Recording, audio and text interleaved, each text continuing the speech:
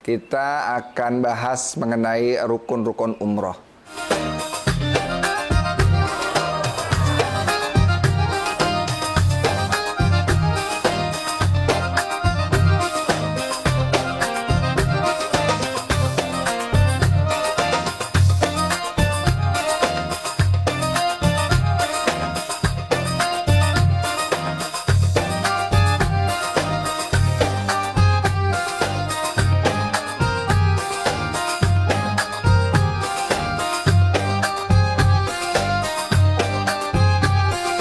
Bismillahirrahmanirrahim. Assalamualaikum warahmatullahi wabarakatuh. Alhamdulillah rabbil alamin, wassalatu wassalamu ala rasulillah wa ala alihi wa sahbihi ajmain, amma ba'd. Allahumma salli wa sallim ala sayyidina Muhammad wa ala ali sayyidina Muhammad. Perkenalkan sobat cahaya yang dirahmati Allah, saya Ridwan, biasa dikenal Ridwan atau boleh panggil Abi Ridwan, yang biasa sobat cahaya juga panggil ataupun rekan-rekan saya panggil Abi Ridwan. Silakan panggil Abi Ridwan boleh, ataupun Ridwan juga boleh, silakan. Untuk kali ini saya selaku pembawa acara di ataupun channel YouTube ini, Cahaya Tour and Travel, yang insya Allah mudah-mudahan kita share mengenai info-info mengenai umroh atau haji, ataupun perlengkapan atau persiapan apa sih yang kita harus butuhkan di persiapan umroh, seperti itu. Tapi sebelum ikuti, teman-teman jangan lupa kalau yang belum sholat dulu, kalau yang belum makan dulu. Untuk pembahasan pertama, kita akan bahas mengenai rukun-rukun umroh. Jadi untuk sobat cahaya, mohon disimak, jangan di skip. Kita dengarkan ulasan beberapa. Yang pertama, untuk rukun-rukun umroh adalah niat dan berihram. Yang kedua adalah tawaf. Kemudian yang ketiga adalah sa'i. Yang keempat adalah tahalul, dan yang kelima tertib. Jadi ada beberapa pendapat, ada yang 4 dan 5, tapi kita bahas yang 5. Jadi tertib adalah sebagai salah satu rukun untuk berumroh. Kemudian untuk niat umroh itu dilangsungkan pada saat kita mengambil mikot. Jadi buat sobat cahaya yang insya Allah akan berumroh, persiapkan diri kita pada saat diambil mikot. Jadi kalau untuk dari Indonesia sedikit bercerita, untuk dari Indonesia itu ada yang langsung berangkat dari Jakarta ke Bandara Jeddah ataupun langsung ya, jadi ke Madinah. Jadi yang pertama, kalau kita langsung umroh pertama kali pada saat langsung berangkat, nah itu niatnya bisa di dalam pesawat. Jadi pada saat itu adalah mikotnya Ya'lam. Dan di situ kita langsung berniat ihram, berniat umroh. Dan jangan lupa untuk yang laki-laki pada saat berniat ihram tidak ada sehelai pakaian pun selain 2 tadi, adalah kain ihram yang harus tidak berjahit. Nah, untuk niat ihram atau salah satu rukun ihram adalah niat dan berihram. Itu dilakukan oleh sobat cahaya. Bisa juga dilakukan di dalam pesawat pada saat umroh langsung ya. Jadi ada 2. Ketika kita sudah dari Jakarta niat ihram langsung ke Mekah, maka yang sobat cahaya lakukan adalah menggunakan ihram atau menggunakan ihram di dalam pesawat. Kemudian pada saat garisnya tepat dengan mikot, mikot itu batas atau tempat di mana untuk berniat. Nah, mikot untuk dari Jakarta ke Jeddah untuk mengambil umroh langsung itu adalah di Ya'lam. Nah, itu biasanya diinformasikan 1 jam sebelumnya pada saat sebelum mendarat di Bandara Jeddah. Jadi untuk sobat cahaya bisa langsung menggunakan kain ihram ataupun menggunakan di dalam pesawat. Gimana baiknya dan gimana enaknya sih, begitu. Kemudian yang kedua, niat ihram dilakukan juga tadi pada saat dari Madinah. Jadi bisa juga di Madinah atau di mikot Bir Ali yang biasa, karena kita dari Indonesia mengambil mikotnya di Bir Ali karena belum garisnya sesuai dengan itu. Nah, mikot Bir Ali kita mengambil niat berihram. Jangan lupa pertama adalah labbaik Allahumma umrotan. Jadi untuk sobat cahaya, karena khusus untuk umroh itu niatnya adalah diniatkan di dalam hati, disambungkan dengan lafaz.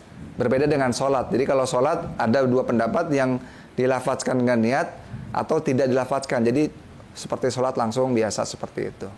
Nah, untuk yang umroh itu khusus bisa langsung dilafazkan niatnya, labbaik Allahumma umratan. Kemudian nawaitu umratan wa ahmartu biha lillahi ta'ala. Jadi langsung niat, sudah bermikot, sudah berkain ihram. Jadi untuk sobat cahaya khusus untuk laki-laki dan perempuan juga bisa langsung mengambil mikot di Bir Ali ketika sudah dari Madinah ke Mekah begitu. Kemudian rukun yang dua itu adalah tawaf.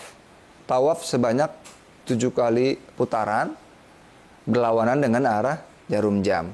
Jadi kalau biasa kita mengikuti arah jarum jam, nah ketika pada saat umroh itu langsung tawaf, ada garisnya berwarna hijau. Itu biasanya sudah diinformasikan oleh mutawif atau ustadz-ustadz yang akan membimbing sobat cahaya, yang insya Allah pada saat sobat cahaya umroh itu pada saat tawaf, melakukan tawaf itu ada garisnya ataupun ada lampu ya. Jadi kalau pada posisi kita ini ada lampunya, ada di atas sebelah kanan. Itu sudah di waktu dimulai untuk tawaf pertama. Nah, tawaf pertama, doa-doanya untuk tawaf itu tidak ada doa khusus yang diajarkan. Jadi untuk sobat cahaya pada saat melakukan tawaf boleh melakukan doa apa saja sesuai kebutuhan masing-masing. Walaupun ada beberapa travel yang mengajarkan atau ada buku-buku doa nih ya untuk panduan. Tapi sejatinya adalah tidak ada doa ya khusus yang diajarkan untuk melaksanakan tawaf. Tapi ada memang doa terbaik pada saat kita berada di Rukun Yamani adalah membaca doa sapu jagat yang terkenal di kita, itu doa sapu jagat. Maka itu kita baca, Rabbana atina fid dunya hasanah wa fil akhirati hasanah wa qina adzabannar. Jadi pada saat tawaf itu boleh mengucapkan doa apa saja, boleh melafazkan doa apa saja. Nah, sobat cahaya, sebelum kita lanjut ke pembahasan berikutnya, cuplikan berikut ini wajib ditonton, jangan sampai enggak ya. Oh iya, sobat cahaya tur, untuk bulan Agustus insya Allah awal musim kita akan ada keberangkatan juga atau jadwal keberangkatan. Sebentar saya cek. Nah, bulan Agustus kita tanggal 10 Agustus tepatnya 2024 itu ada keberangkatan dibimbing langsung oleh Syekh Muhammad Jabir. Jadi kalau sobat cahaya tahu, Syekh Muhammad Jabir adalah adik kandung dari Syekh Muhammad Ali Jabir. Jadi insya Allah dibimbing beliau, programnya adalah 13 hari. Nah, jadi lumayan cukup lama ya, 13 hari bisa beribadah full di Makkah, di Madinah, dan insya Allah ada ziarah-ziarah. Dan jangan lupa di kesempatan itu kan ada kajian dengan beliau. Jadi ada kajian di kebun kurma, insya Allah langsung difokuskan ke kajian itu. Jadi ada beberapa yang program-program lain, tapi khusus untuk yang saat ini adalah selain dibimbing langsung oleh beliau, beliau juga akan mengisi kajian. Jadi pulang umroh dapat satu ilmu atau dapat oleh-oleh ilmu. Jadi jangan sampai lewatkan sobat cahaya.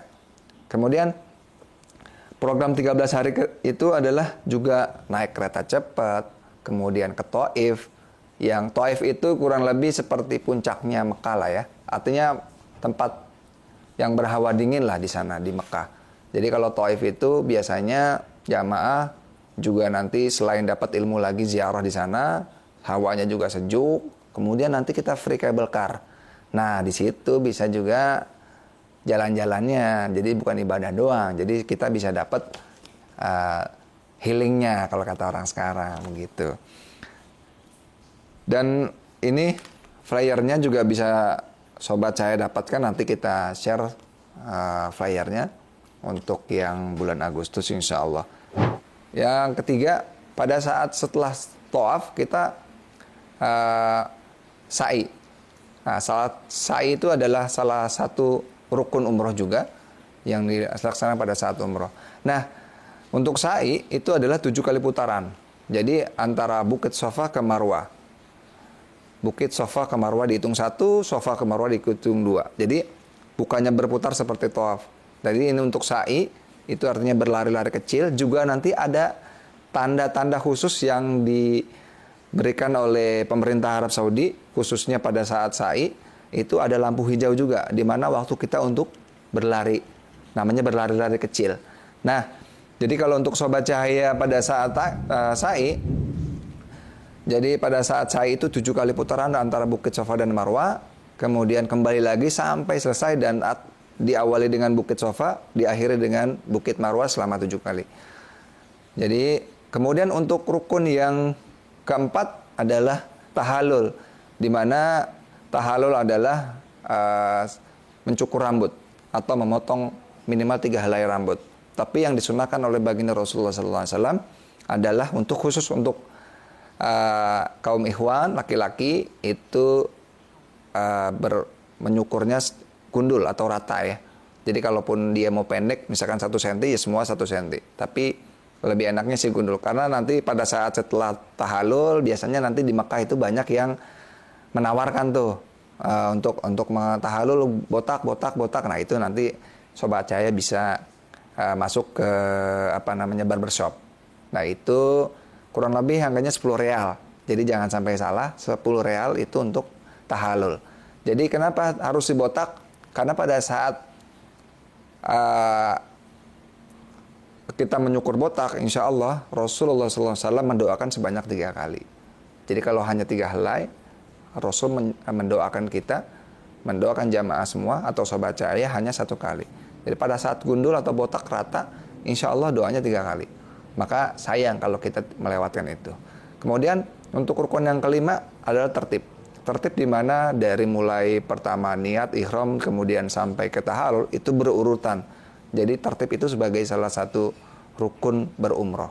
Yang insya Allah sobat cahaya nanti untuk video-video berikutnya kita akan membahas mengenai perlengkapan umroh atau apa saja sih yang dibawa atau bekal-bekal apa saja yang akan untuk kita berumroh. Sampai jumpa di video-video berikutnya. Jangan lupa like, share, and comment, kemudian subscribe, juga aktifkan loncengnya. Nah, semua bisa ikuti yang namanya berkaitan umroh dan haji di channel Cahaya Tour. Jangan lupa ikuti kita, jangan di skip. Next kita akan ketemu lagi ya di video-video berikutnya. Fastabiqul khairat. Wallahu a'lam bishawab. Assalamualaikum warahmatullahi wabarakatuh.